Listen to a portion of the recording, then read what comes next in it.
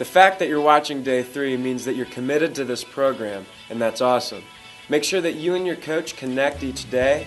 Believe me, it's a lot easier to stay on track with a friend by your side.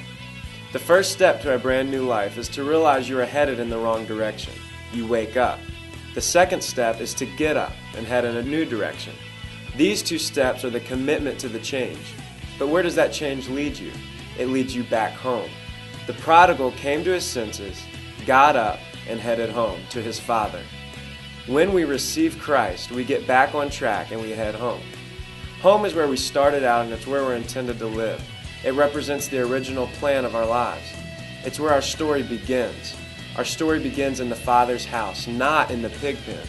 The pig pen represents the place where we got off track.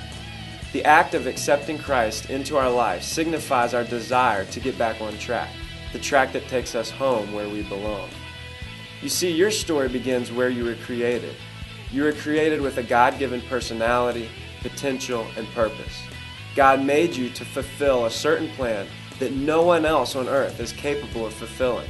You were made to be somebody, not just anybody. God has set your life up to accomplish great things, God things. Our life begins with a unique, God-given destiny and purpose. This is what we call home. And the pig pen represents the result of our sinfulness. We begin to get off track, and we're not thinking, I'd like to live in a pig pen someday. But the enemy seems to deceive us and make us think that our way is the best way. And just like what happened to the prodigal, the temporary pleasure and satisfaction of sin leaves us in the pig pen wondering where we went wrong. But we know now where we went wrong. It was when we chose to do it our own way, and it caused us to miss God's plan for our lives. We've all sinned. There are no big sins or little sins. Sin is sin when it comes to causing us to miss God's plan. All sin leads us into this pig pen. That's why Jesus came to the earth. He died to deal with our sin and offer a restored relationship back to Him.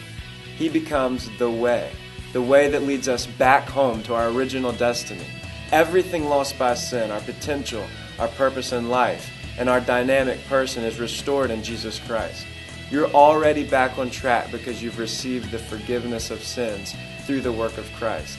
Now it's time to walk out this step of getting back on track. Here's some great news. The power of those sinful forces in your life that get you off track is broken by the power of the cross.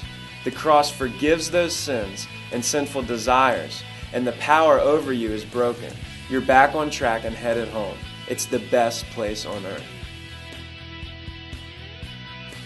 Another common obstacle you might face is wondering if God will forgive you for what you've done. You might be like the person who says, "Yeah, but you really don't know what I've done." And the first thing I would say to you is, no, I don't. But guess what? God does. And to take it a step further, He even knew what you were going to do before you did it, and still hung on the cross to forgive you for it. What you have to realize is that Jesus didn't go to the cross for certain people or certain sins. He died on the cross so that anyone who believes in Him would be forgiven. That's what John 3:16 tells us. And then in the very next verse, John tells us that Jesus did not come into this world to condemn us, but that through Him we can be saved. So you need to get rid of the mindset that God can't or won't forgive you. He loves you, He's on your side, and you can't do anything that will separate you from His love. If this is a big struggle for you, talk to your coach today about it, and maybe even have them pray with you that God would remove that feeling of guilt or shame.